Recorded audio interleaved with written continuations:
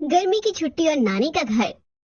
बच्चों की गर्मी की छुट्टियां लगने वाली हैं। क्या सोचा है, कहाँ जाने का प्लान है?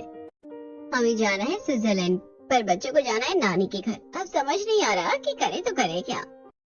हमने तो मनाली जाने का प्लान किया था, लेकिन मेरे बच्चे भी नानी के यहाँ जाने के लिए कह रहे हैं। माँ ने इन बच्चों पर पता नहीं क्या जादू कर रखा है। जैसे गर्मी की छुट्टियां लगती है, नानी घर रट्टा मार देते हैं। मेरे भी बच्चे नानी घर जाने के लिए कह रहे हैं और हम सोच रहे हैं कि मालदीव्स घुमाते हैं।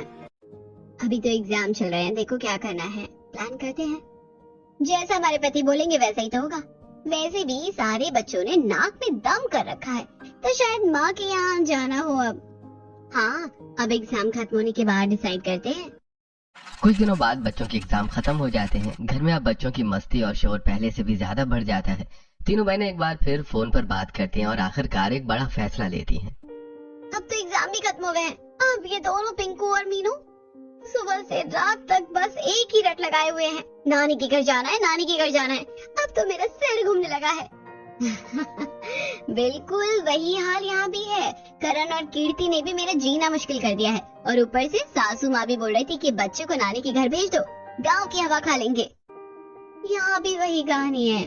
रुचि तो हर दिन बैग पैक करके बैठ जाती है, और कल तो पापा का भी फोन आया था। उन्होंने साफ कह दिया कि बच्चों को इस बार जरूर गांव भेजो। हाँ, पापा का भी फोन आया था मेरे पास, उन्होंने भी कहा है, और सासू माँ ने भी बोल दिया कि बच्चों को ले जाओ। अब तो लग रहा है कि सबने मिलकर हमें घेर लिया है। तो फिर फाइनल कर लेते हैं, इस बार कोई विदेश नहीं, कोई हिल स्टेशन नहीं, सीधा नानी का घर। ठीक है, बच्चों की खुशी के लिए सही है। वैसे भी गांव में जो मजा है वो और कहीं नहीं है। चलो ठीक है, तय रहा। हम तीनों अपनी अपनी गाड़ी से बच्चों को लेकर मम्मी के पास चलते हैं। कुछ ही दिनों में तैयारी शुरू हो जाती है। तीनों बहनें अपने अपने बच्चों के साथ मायके जाने के लिए निकल पड़ती हैं। उनके पति उन्हें छोड़कर वापस शहर लौटने वाले होते हैं। पिंकू मीनू सब सामान रख लिया ना, कुछ छूटा तो नहीं? मम्मी जल्दी चलो, मुझे नानी के आम खाने हैं, और मुझे भी नानी की कहानियाँ सुननी है। करण, कीर्ति सीट बेल्ट लगा लो और झगड़ा मत करना रास्ते में। मम्मी मैं तो गांव में जाकर पतंग उड़ाऊंगा, और मैं तो झूला झूलूंगी। रुचि बेटा शांत बैठो, अभी पहुंच जाएंगे। मम्मी नानी मुझे रोज चॉकलेट देगी ना? कुछ घंटों के सफर के बाद सभी गांव पहुंच जाते हैं। जैसे ही बच्चे गाड़ी से उतरते हैं, नानी तुलसी दौड़कर बाहर आती हैं।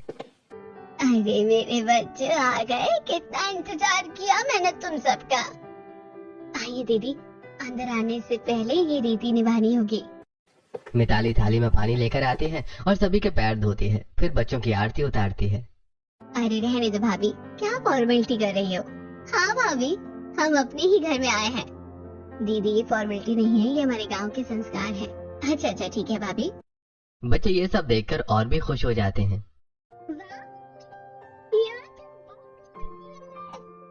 हाँ मम्मी, यहाँ तो सब हमें स्पेशल ट्रीटमेंट दे रहे हैं। इसके बाद तुलसी बच्चों को अपने पास बुलाती है और सबको चॉकलेट देती है। ये लो मेरे प्यारे बच्चे, तुम्हारे लिए चॉकलेट लाई हूँ। वाह नानी, वाह नानी, आओ नानी। मम्मी ये क्या कर रही हो? इतना चॉकलेट मत दो, इनके दांत खराब हो जाएंगे। अरे बेटा, जब तक मेरे पास है मेरे हिसाब से रहेंगे, तुम टेंशन मत लो। हाँ बस यही डर था, यहाँ आकर पता नहीं क्या होने वाला है। बच्चों की सारी आदतें खराब हो जाएंगी। इसके बाद नानी और मामी मिलकर बच्चों के पसंद का स्वादिष्ट खाना बनाती हैं। बच्चों, आज तुम्हारे लिए खास खाना बनाया है। क्या बनाया मामी? तुम्हारी पसंद की पूरी, आलू की सब्जी और मीठा भी। मामी अपने हाथों से बच्चों को खिलाती हैं और बच्चे बड़े चाव से खाते हैं। भाभी इतना मत खिलाओ, ये घर पर इतना नहीं खाते हैं। दीदी बच्चे हैं, जितना मन है खाने दो।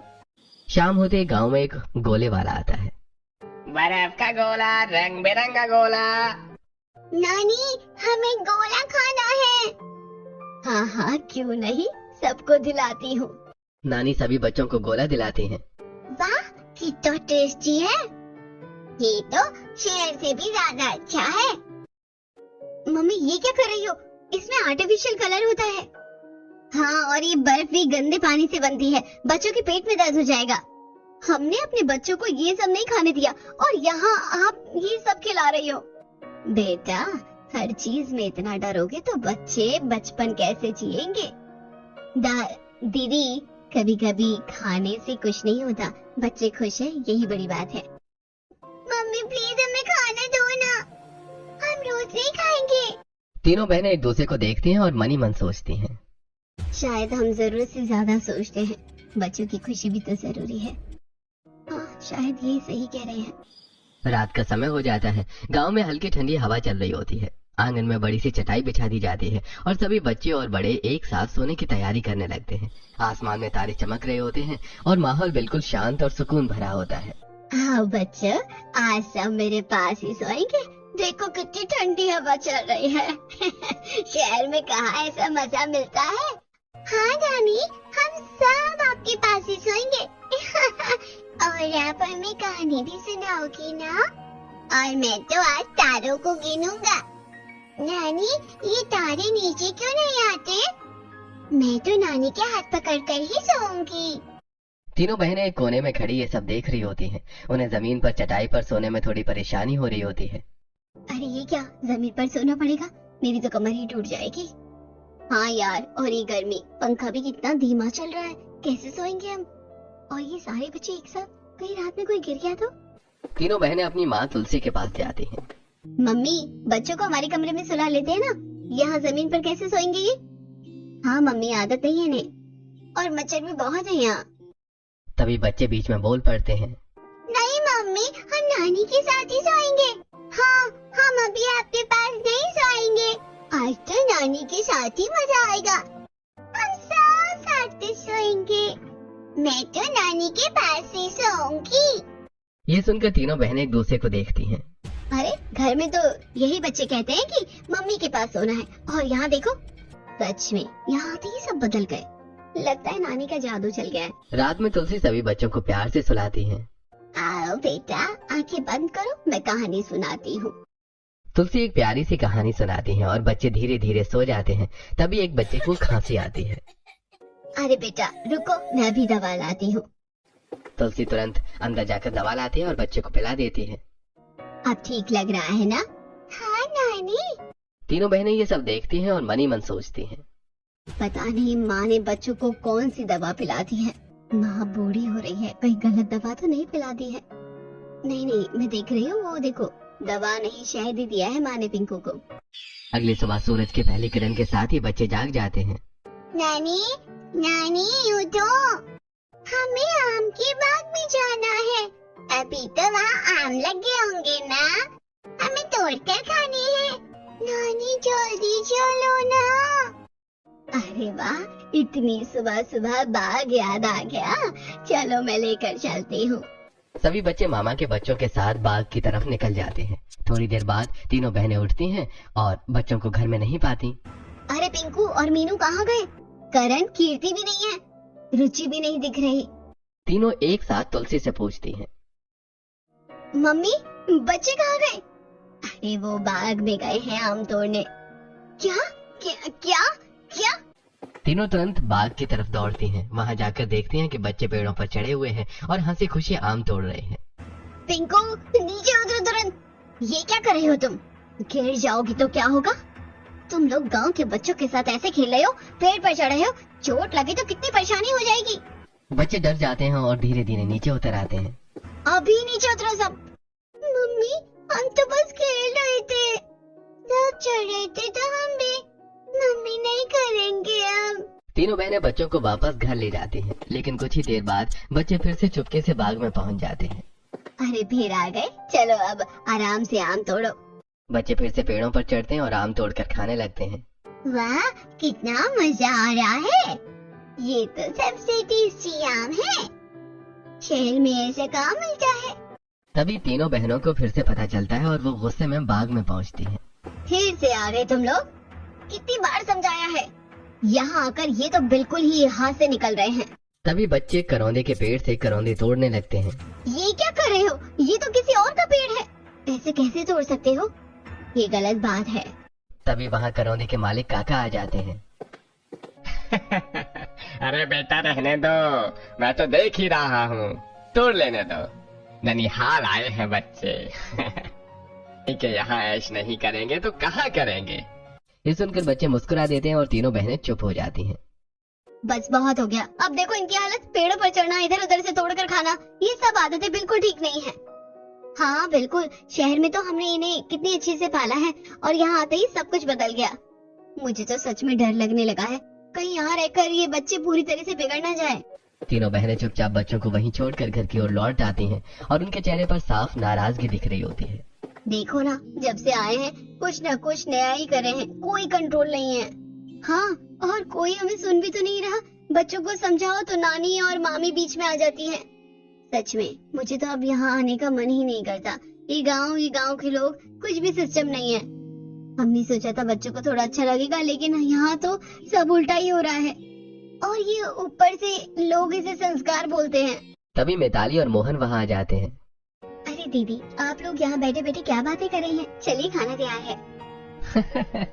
हाँ दीदी, आज तो खास खाना बना है, आप सबका इंतजार हो रहा है। तीनों बहनें एक दूसरे को देखती हैं और तुरंत चुप हो जाती हैं। हाँ भैया, बस ऐसे ही। चलिए आते हैं। हाँ चलते हैं। सभी लोग आंगन में जाकर बैठते हैं। जमीन पर पत्तल बिछाई जाती है और सभी एक साथ बैठकर खाना खाने लगते हैं। अरे यार, यहाँ भी जमीन पर बैठ के खाना। वहाँ तो हम डाइनिंग टेबल पर आराम से खाते थे। मम्मी, एक डाइनिंग टेबल तो बनवा लो। बेटा, ये गांव है, यहाँ लोग जमीन से जुड़े रहते हैं। जमीन पर बैठकर खाने का भी अपना मजा होता है। दीदी, आप एक बार आदर डाल लीजिए, फिर खुद कहेंगे कि मजा आ गया। और हाँ, यहाँ का खाना भी शहर से ज्यादा टेस्टी लगेगा। बच्चे बड़े मजे से खाना खाते हैं, लेकिन तीनों बहनों के चेहरे पर अभी भी संतोष नहीं होता। अगली सुबह बच्चे फिर से जल्दी उठ जाते हैं। मम्मी, हम बाहर जा रहे हैं। हाँ वाह, बहुत मजा आएगा। हम साथ में कूदेंगे और साथ में खेलेंगे। मैं भी। अच्छा ठीक है, जाओ।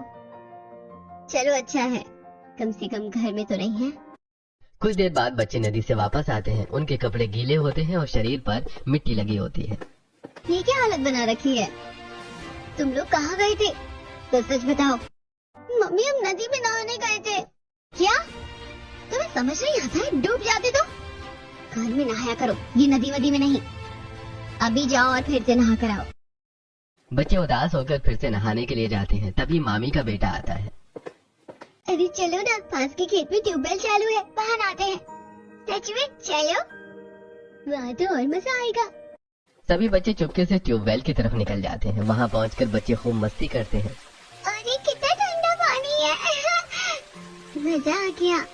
मैं तो यहाँ से जाऊंगी ही नहीं। बच्चे इतना नहाते हैं कि उनकी आंखें लाल हो जाती हैं, लेकिन वो बहुत खुश होते हैं। फिर सभी कपड़े पहनकर घर लौटने लगते हैं। तभी रास्ते में तीनों माएं उन्हें ढूंढते हुए मिल जाती हैं। कहाँ थे तुम लोग? हमने कहा था ना घर पर नहाने को। ये ट्यूबवेल पर क्या करने गए थे? ये आंखें लाल क्यों हैं? देखो क्या हालत कर ली है। अब बहुत हो गया, तुम्हें जल्दी ही शहर लेकर चलेंगे। यहाँ तुम लोग पूरी तरह से बिगड़ जाओगे। और ये मम्मी भी कुछ नहीं बोलती, सब इन्हीं की वजह से हो रहा है। बच्चों को डांट पड़ने के बाद वो चुपचाप घर की तरफ चल रहे होते हैं, लेकिन उनके मन में नानी के घर की मस्ती और आजादी का आनंद अभी भी भरा हुआ होता है। जैसे वो घर पहुंचते हैं, तीनों बहनें गुस्से में उन्हें अंदर ले जाती हैं। मम्मी, आप क्यों इतना गुस्सा कर रही हो? नानी तो बहुत अच्छी है। यहाँ पर जो मजा मिलता है ना, वो हमें हमारे शहर में कहाँ मिलता है।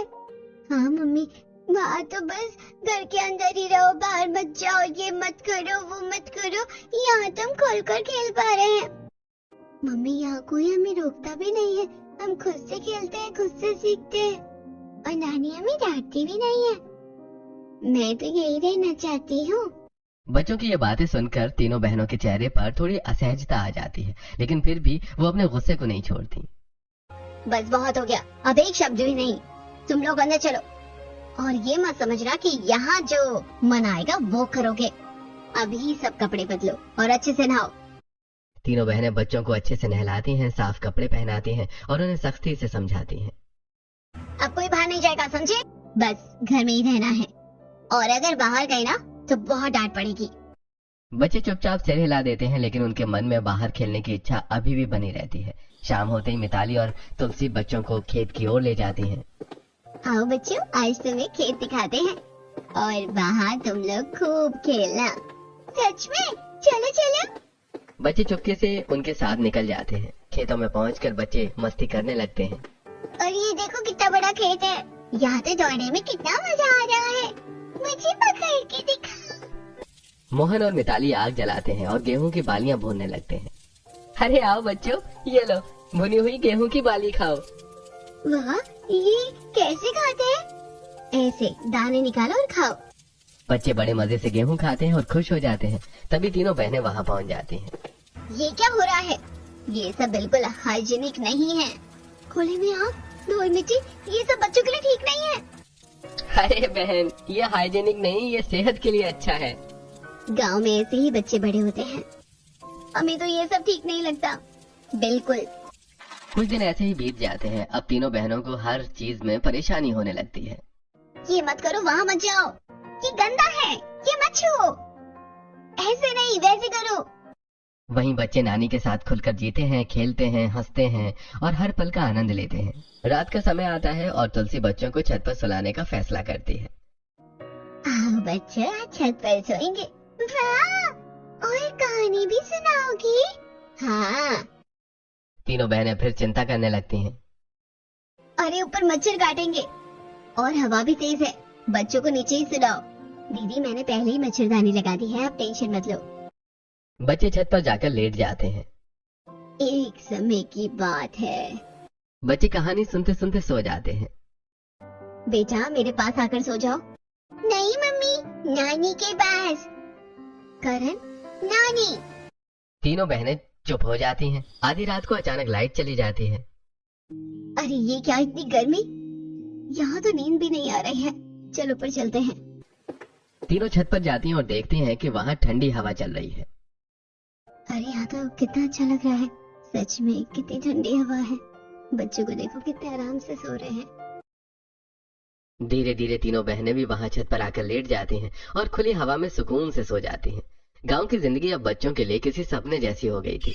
हर दिन कुछ नया, कुछ मजेदार और कुछ सीखने जैसा होता था। वहीं दूसरी तरफ तीनों बहनों के लिए हर दिन एक नई परेशानी लेकर आता था। एक दिन सुबह सुबह बच्चे गांव के दूसरे बच्चों के साथ गिल्ली डंडा खेलने के लिए निकल जाते हैं।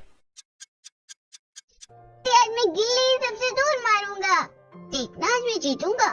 मैं भी खेलूंगी, मैं भी खेलूंगी। बच्चे मिट्टी में दौड़ते हैं, गिरते हैं, उठते हैं और खूब मस्ती करते हैं। उनके कपड़े पूरी तरह से गंदे हो जाते हैं। थोड़ी देर बाद जब तीनों बहनें बच्चों को ढूंढते हुए मैदान में पहुंचती हैं तो उनका गुस्सा 7वें आसमान पर पहुंच जाता है। पिंकू, ये क्या हालत बना रखी है? करण, ये कपड़े अपने देखो, आज के बाद अगर मैदान में दिखे ना तो बहुत मार पड़ेगी तुम्हें। तीनों बहनें डंडा लेकर बच्चों के पीछे दौड़ने लगती हैं। मम्मी माफ कर दो, हम नहीं खेलेंगे, हमें नहीं मारो। तभी मिताली बीच में आती है। अरे दीदी आप क्यों इतना परेशान हो रही हैं? बच्चे हैं, खेलने दो। खेलने दो मतलब ये देखो हालत। शहर में तो हमने कभी ऐसा नहीं होने दिया, यहाँ आकर सब बिगड़ गए हैं। दीदी बचपन ऐसे ही होता है, थोड़ा गंदा, थोड़ा शोर, लेकिन बहुत प्यारा। बच्चे भागकर नानी के पास जाते हैं और शिकायत करते हैं। नानी देखो ना, मम्मी खेलने ही नहीं देती, यहाँ ही तो खेलने को मिलता है। शहर में तो बस पढ़ाई पढ़ाई, मैं तो यहाँ ही रहना चाहती हूँ। अरे बेटा, बच्चों को खेलने देना चाहिए, क्यों परेशान होते हो तुम लोग? धीरे धीरे दिन बीतते हैं। बच्चे रोज बाग में जाते हैं, आम तोड़ते हैं, खाते हैं, मस्ती करते हैं। देखना कहीं गिर ना जाए, ये पेड़ बहुत ऊंचे हैं, मैं तो हर बार डर जाती हूँ। लेकिन बच्चों की खुशी के सामने उनकी चिंता छोटी पड़ जाती है। कुछ दिनों बाद बच्चे एक नई जिद करते हैं। नानी, हमारे लिए आम का अचार बना दो ना, और करौंदे का भी। हम शहर लेकर जाएंगे, आपके हाथ का अचार बहुत टेस्टी होता है, जरूर बनाओगे बेटा। तुलसी और मिताली मिलकर आम और करौंदे का अचार बनाती हैं। और मैं पापड़ भी बना दूंगी। मिताली पापड़ बेल कर धूप में सुखाती है ताकि अपनी नंदों को दे सके। गर्मी की छुट्टियां खत्म होने के करीब आ जाती हैं। अचार और पापड़ सब तैयार होकर पैक कर दिए जाते हैं। एक दिन तीनों बहनें आपस में बात कर रही होती हैं। पता नहीं हमारे बच्चों को यहाँ क्या मिलता है। हाँ, और ये घर भी देखो कितना पुराना हो गया है। मम्मी रेनोवेट भी नहीं करवा सकती, इतना पैसा क्या सर पर लेकर जाएंगी? तभी मिताली ये सब सुन लेती है और धीरे से उनके पास आती है। दीदी, मम्मी सर पर तो कुछ नहीं लेकर जाएंगी, लेकिन उनके पास कुछ होना भी तो चाहिए। छोटी दीदी की शादी। पैसा लग गया था, तब से हमारी हालत थोड़ी कमजोर हो गई है। तीनों बहनों का चेहरा थोड़ा उतर जाता है, लेकिन फिर भी वो कुछ नहीं कहती। अरे रहने दो। हाँ। बच्चों की हरकतें अब भी उन्हें पसंद नहीं आ रही होती हैं। एक दिन तुलसी अपना पुराना बक्सा निकालती है और बच्चों को दिखाती है। आओ बच्चों, ये देखो तुम्हारी मम्मियों के बचपन के कपड़े। सच में? मम्मी इतने छोटे कपड़े पहनती थी? तभी तीनों बहनें वहाँ आती हैं। मम्मी ये सब फेंक दो ना, ये सब रखने का क्या मतलब है? आप कुछ भी बटोर कर रख दी हो। ये सुनकर तुलसी का चेहरा उतर जाता है। ये सब मेरी यादें हैं। तुलसी की आंखों में हल्की नमी आ जाती है। वो सोचते हैं कि यही उनकी बेटियां हैं जिन्हें उन्होंने इतने प्यार से पाला, और आज वही उनकी भावनाओं को समझ नहीं पा रही हैं। और वही बच्चे उस बक्से में रखी पुरानी यादों को देखकर खुश हो रहे होते हैं। लेकिन तीनों बहनों और तुलसी के बीच एक अनकही दूरी बनने लगती है। समय धीरे धीरे बीतता जा रहा था। गांव की हवा, खुला आंगन, मिट्टी की खुशबू और नानी का प्यार बच्चों के दिल में बस चुका था। वहीं तीनों बहनों के मन में अब भी शहर की आदतें और सोच बनी हुई थी, लेकिन कुछ कुछ चीजें अब उन्हें सोचने पर मजबूर करने लगी थी। एक दिन दोपहर का समय था, धूप तेज थी और सब लोग खाना खाकर आराम कर रहे थे। तभी रीता के सिर में तेज दर्द होने लगता है। सिर फट रहा है मेरा, पता नहीं इतनी गर्मी में क्या हो गया।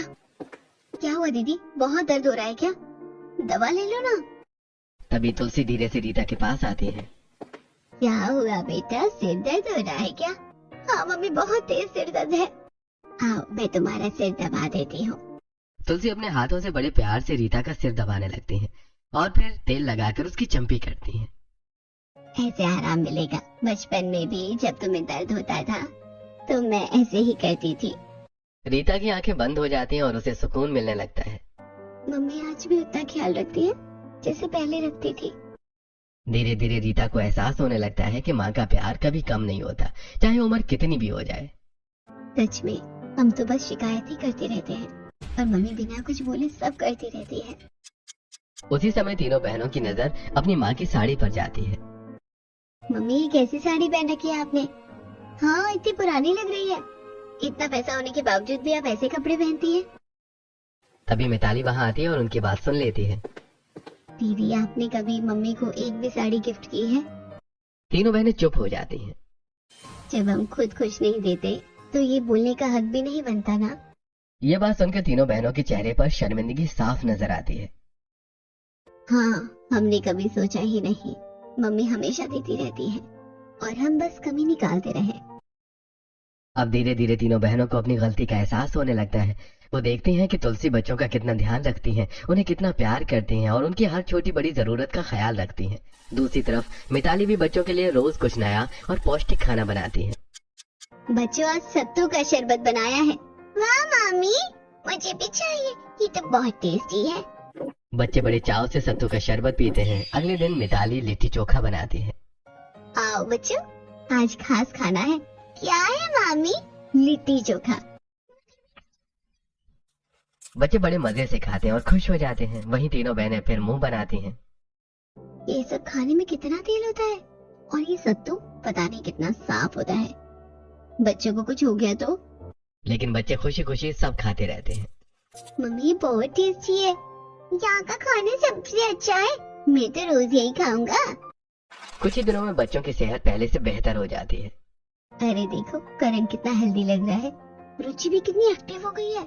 शायद गांव का खाना सच में बहुत अच्छा होता है।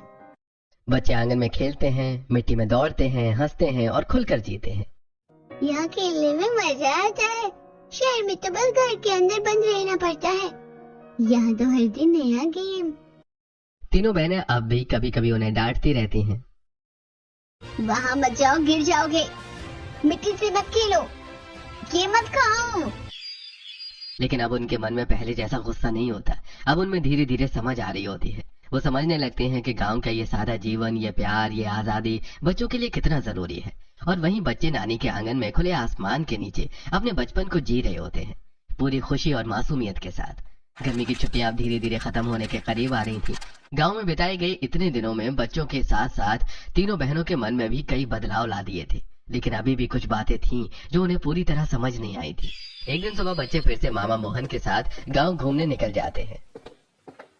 मामा आज हमें बाजार दिखाओ ना। हाँ हम वहाँ से कुछ खाने को भी लेंगे। मुझे जलेबी खानी है, मुझे भी। मैं भी चाहूंगी। अरे चलो आज तुम्हें पूरा गांव घुमाता हूँ। बच्चे मामा के साथ गांव के छोटे से बाजार में पहुंचते हैं। वहाँ की रौनक, छोटी छोटी दुकानें और देसी मिठाइयों की खुशबू उन्हें बहुत अच्छी लगती है। वाह, कितना अच्छा बाजार है। देखो जलेबी, मामा हमें जलेबी खिलाओ। अरे जितनी खानी है खाओ। बच्चे जलेबी खाते हैं और कुछ पैक भी करवा लेते हैं। घर लौटते ही तीनों बहनों को पता चलता है कि बच्चे बाजार गए थे। किससे पूछ कर गए थे तुम लोग? ये कोई तरीका है बिना बताए चले गए? और ये क्या लेकर आए हो? ये सब हाइजीनिक नहीं होता। गांव का बाजार है, यहाँ साफ सफाई कहाँ होती है? दीदी, यही खाकर हम भी बड़े हुए हैं। वो बात पुरानी हो गई, अब ये सब अच्छा नहीं लगता।